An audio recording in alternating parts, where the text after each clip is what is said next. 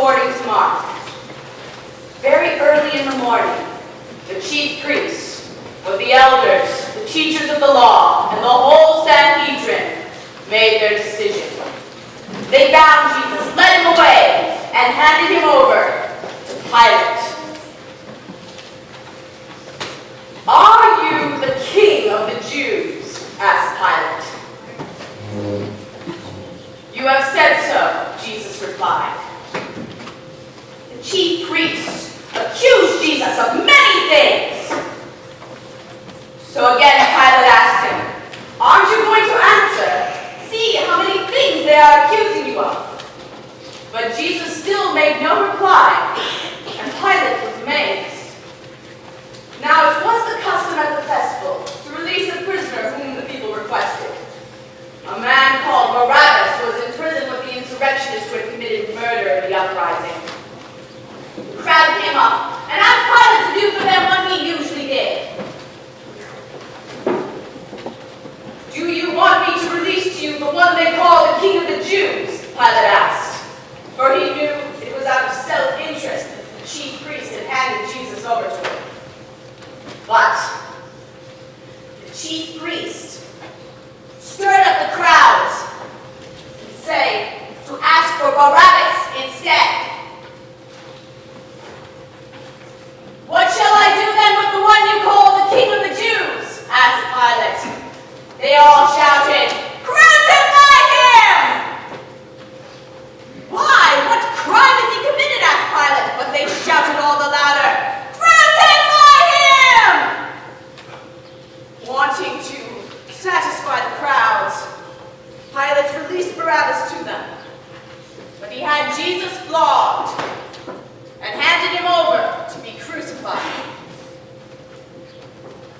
The soldiers led Jesus away into the palace, that is the praetorium, and called together the whole company of soldiers around him. They put a purple robe on him, and then twisted together a crown of thorns and set it on him. Calling out to him, they said, "Hail, King of the Jews!" Again and again they struck him on the head and spat on him. Falling on their knees, they paid homage to him, and when they had mocked him, he took off the purple robe, put his own clothes on him, and led him out to crucify him. A certain man from Cyrene, Simon, the father of Alexander and Rufus, was passing by on his way to the country, and they forced him to carry the cross. Then they came to the place called Golgotha,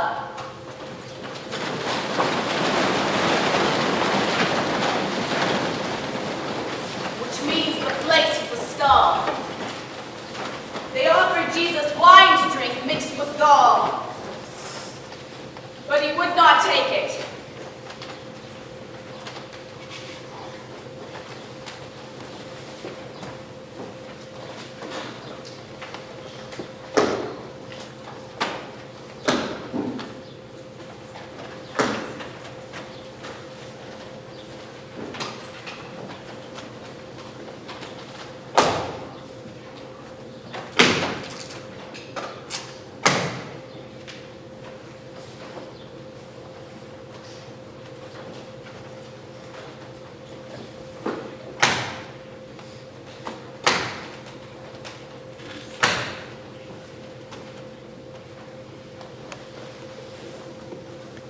And they crucified him.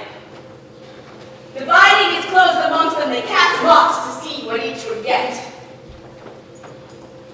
It was 9 in the morning when they crucified him. The written notice of the charge against him read, "The King of the Jews."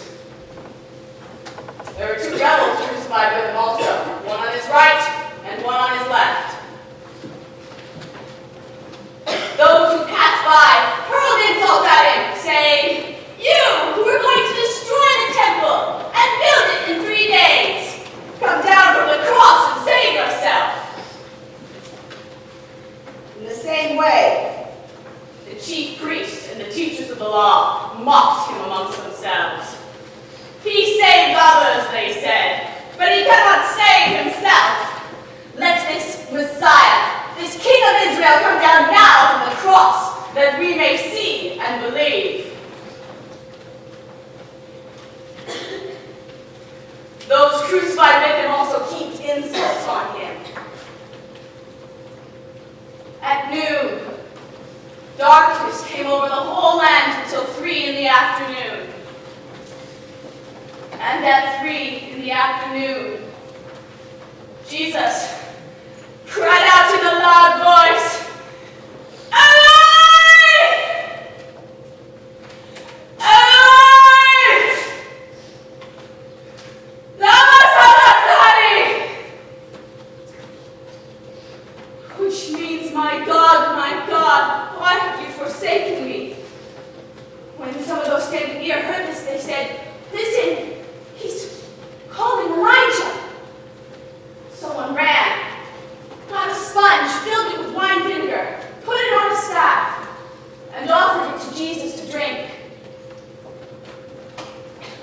"Now leave him alone, but see if Elijah comes to save him," he said.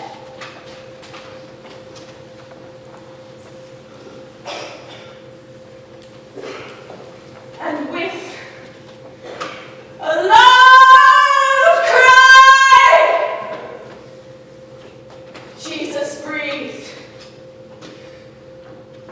his last.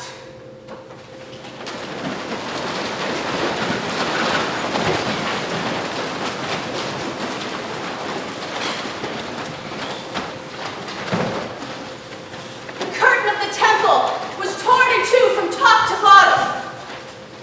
And when the centurion who stood there in front of Jesus saw how he died, he said, "Surely this man was the Son of God."